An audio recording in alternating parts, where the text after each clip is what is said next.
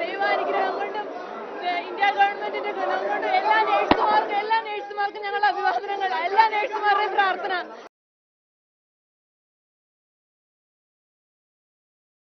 കുഴപ്പമൊന്നുമില്ലായിരുന്നു. ചെന്നൈ പിന്നെ ഒരു 23 ദിവസമായതുകൊണ്ട് അവിടെ യുദ്ധമൊക്കെ തുടങ്ങിയിട്ട് ഭയങ്കര ബോംബോട്ടൊക്കെ ആയിരുന്നു. ഞങ്ങളുടെ ഹോസ്പിറ്റലിനകത്തൊക്കെ ബോംബ് പൊട്ടി, ചുറ്റും ബോംബോട്ട് എപ്പോഴും ബോംബായിരുന്നു. പിന്നെ ഞങ്ങൾക്ക് പേടിയായിരുന്നു അവിടെ കിടക്കാനായിട്ട്.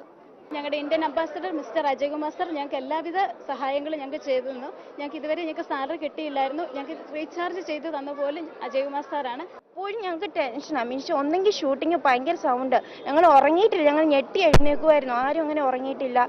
ഭക്ഷണമൊക്കെ കഴിഞ്ഞ് ഞങ്ങൾ തന്നെ ഉണ്ടാക്കിയായി. മെസ്സിൽ നിന്ന് ഫുഡില്ലാതെ, മീൻസ് ഇപ്പോൾ അവിടെ നോയമ്പുകാലമാണ്, അപ്പോൾ അവർ ഫുഡ് ഉണ്ടാക്കത്തില്ല. പിന്നെ കിച്ചണിൽ നിന്ന് എല്ലാവരും പോയി. ഒരു സമയത്ത് ഞങ്ങൾക്കൊരു തീരുമാനം, വളരെ ബുദ്ധിമുട്ടേറിയ ഒരു തീരുമാനം എടുക്കേണ്ടി വന്നു. കാരണം നമ്മുടെ ഓപ്ഷൻസ് അങ്ങോട്ട് ചുരുങ്ങി 2 ഓപ്ഷൻസിലേക്ക് വന്നു. രണ്ടിലും റിസ്ക് ഉണ്ട്, വളരെയധികം റിസ്ക് ഉണ്ട്.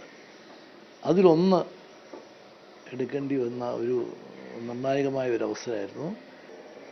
റിസ്ക് ഉണ്ട് എന്നറിഞ്ഞുകൊണ്ട് തന്നെ ഞങ്ങൾ ഒരു തീരുമാനത്തിലെത്തി. അതിനോട് പൂർണ്ണമായിട്ട് സുഷമ സ്വരാജും യോജിച്ചു. വിദേശ മന്ത്രാലയവും അത് തന്നെയാണ് നല്ലത് എന്ന് പറഞ്ഞു. അപ്പം ബുദ്ധിമുട്ടേറിയ ഒരു തീരുമാനമാണെങ്കിലും എല്ലാവരുടെയും ഒരു ഓപ്ഷനിലേക്ക് എത്തിയപ്പം അത് ഞങ്ങൾക്കൊരു വിശ്വാസം തന്നു.